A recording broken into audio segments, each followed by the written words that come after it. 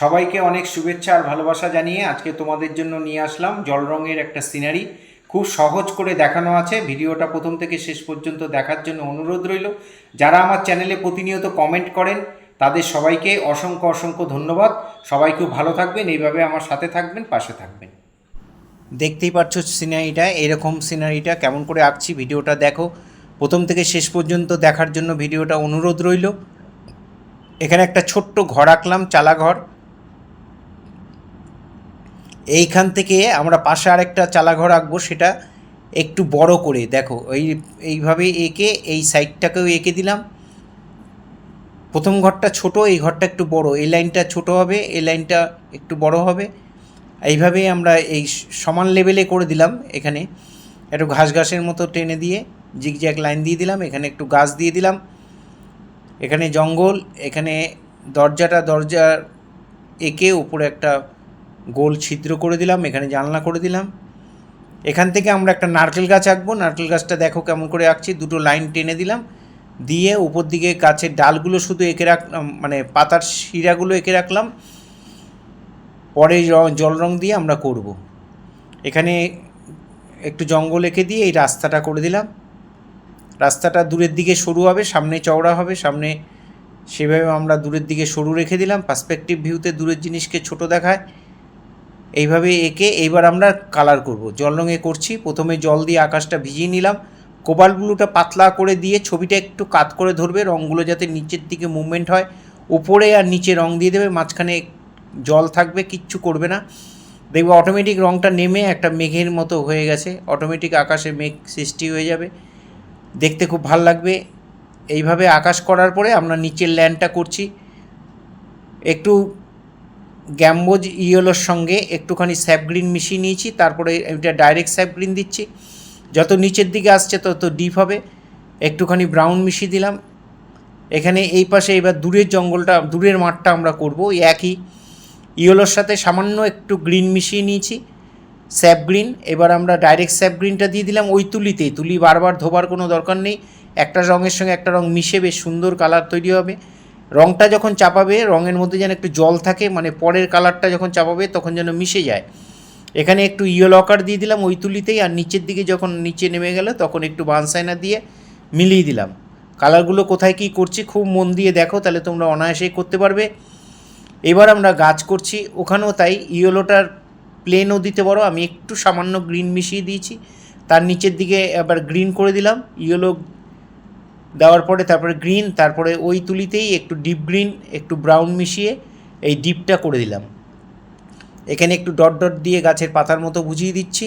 এখানে আমরা আমাদের হয়ে গেল গাছ আঁকা। এবার আমরা দূরের জঙ্গলটাকে আঁকবো দিগন্ত রেখা, যেটাকে বলে। দিগন্ত মানে আকাশ, আকাশের সঙ্গে যে রেখা গিয়ে ছবিটা শেষ হয়েছে সেটাই দিগন্ত রেখা। এখানে একটু গ্রিন আর একটু ইয়েলো মিশিয়ে আমরা করে দিলাম। নিচের দিকে যখন যাচ্ছে একটু ব্রাউন মিশিয়ে নিলাম রঙটার মধ্যে। এই হয়ে গেল। দূরের জঙ্গলটাও চাপিয়ে দিলাম। যারা প্রতিনিয়ত আমার ভিডিও দেখো তাদের সবাইকে অসংখ্য অসংখ্য ধন্যবাদ। সবাই খুব ভালো থাকবে, এইভাবে আমার সাথে থাকবে, পাশে থাকবে। এখানে দেখো রাস্তাটা করছি ইয়েলো কালারের সঙ্গে সামান্য একটু ব্ল্যাক মিশিয়ে। দূরের দিকে খুব হালকা হয়ে গেল।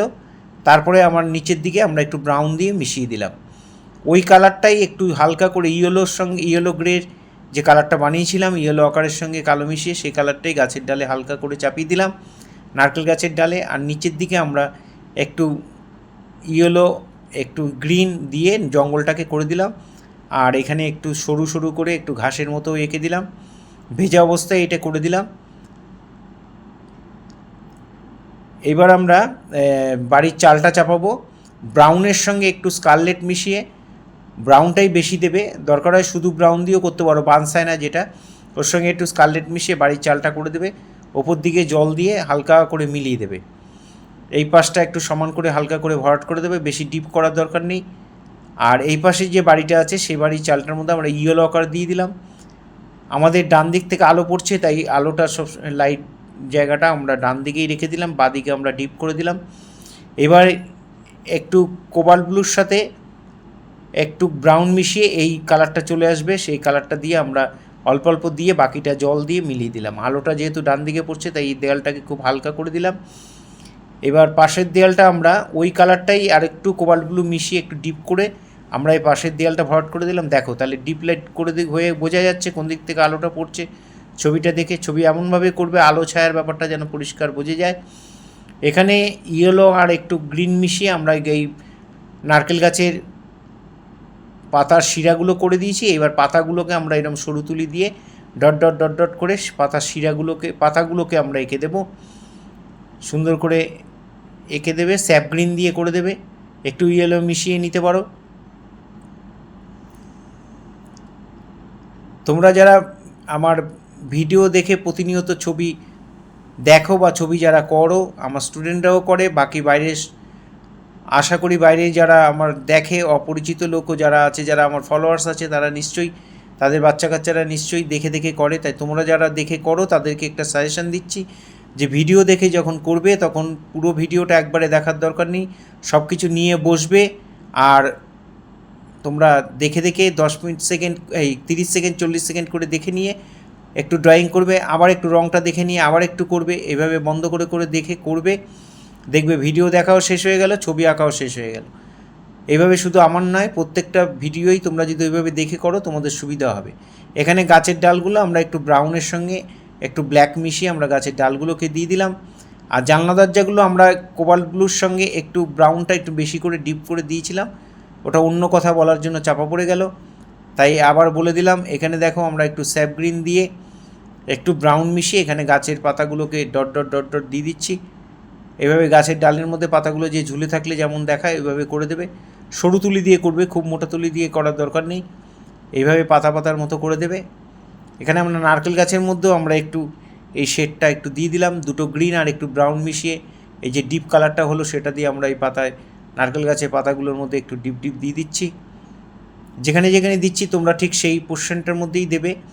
এবার নারকেল গাছটার মধ্যে আমরা যে ইয়েলো আকারের সঙ্গে কালো মিশিয়ে যে কালারটা প্রথমে দিয়েছিলাম সেই কালারটাই একটু ডিপ করে একটু ব্রাউন মিশিয়ে আমরা এই স্টোকগুলোকে দিয়ে দেবো। যত নিচে আসবে তত আমাদের কাছাকাছি, তাই একটু ডিপ হয়ে যাবে, একটু ব্রাউন মিশিয়ে নেবে, তাহলে কালারটা একটু ডিপ হবে। আর এখানে পাতার যে নারকেল গাছের পাতা পড়ে যাওয়ার পরে যে ফাঁকা ফাঁকা অংশটা একটু লাইট থাকে সেটাও করে দিলাম। এবার আমরা ফাইনাল টাচ দিচ্ছি, গাছে একটু ব্ল্যাক মিশিয়ে নিয়েছি ব্রাউনের সঙ্গে, তারপরে এইভাবে আমরা এই স্টোকগুলো দিয়ে দেবো। এটাকে গাছের ফাইনাল টাচ, গাছের ডালে জল রঙে তিনটে টোনে মোটামুটি কমপ্লিট হয়। ফার্স্ট টোনটা আমরা চাপিয়ে দিয়েছি, এবার সেকেন্ড টোন চাপিয়ে আমরা ফাইনাল টাচও দিয়ে দিলাম। বাড়িটার মধ্যে যেহেতু তোমরা যারা নতুন করছো তাদের জন্য ভিডিওটা বানিয়েছি, তাই বাড়িতে আর বিশেষ কিছু করব না। তোমরা এইভাবে ফার্স্ট টোনেই বাড়িটাকে আমরা শেষ করে দিলাম। এখানে একটু বেড়া দিয়ে দিলাম, আর আরও অনেক কিছু করা যায় বাড়িটার মধ্যে, সেটা পরের ভিডিওতে আমি করব। এইটা তোমরা দেখে দেখে এইটুকু অন্তত ভালো করে চাপাতে শেখো। এখানে রাস্তার মধ্যে আমরা একটু ব্রাউন আর একটু কোবাল্ট ব্লু, দরকার হয় একটু ব্ল্যাক টাচ করতে পারো বা কোবাল্ট ব্লু ব্রাউন দিলেও হবে। এইভাবে আমরা একটু শেডটা দিয়ে দিলাম। এখানে মাঠের মধ্যে এইখানে এইসব জায়গাগুলোর মধ্যে একটু ডিপ দিয়ে দিচ্ছি, একটু স্যাপ গ্রিন একটু ব্রাউন মিশিয়ে নিয়ে একটু ইয়েলো মেশানো আছে, গ্যাম্বোজ ইয়েলো, সেটা দিয়ে মিশিয়ে আমরা এই শেডগুলোকে দিয়ে দিচ্ছি। খুব পাতলা করে রঙটা গুলবে আর তুলির মাথা দিয়ে হালকা হালকা করে রঙগুলোকে করে দেবে। এভাবে একটু ঘাস মতো করে দেবে। এই রকম যদি তোমরা না পারো, আগের পোর্শনে যেরকমভাবে ছিল সেরকমভাবে করলেও চলবে ছবিটা। তোমরা এইভাবে দেখে দেখে বাড়িতে অবশ্যই করবে। তোমাদের যদি আমার আঁকা শেখানো ভালো লাগে তাহলে অবশ্যই লাইক কমেন্ট করবে, তার সঙ্গে বন্ধুদের মধ্যে শেয়ার করবে, পরিচিত লোকের মধ্যে শেয়ার করবে। আবার সবাইকে অনেক শুভেচ্ছা, অনেক ভালোবাসা, অনেক অভিনন্দন জানিয়ে এখানেই শেষ করছি।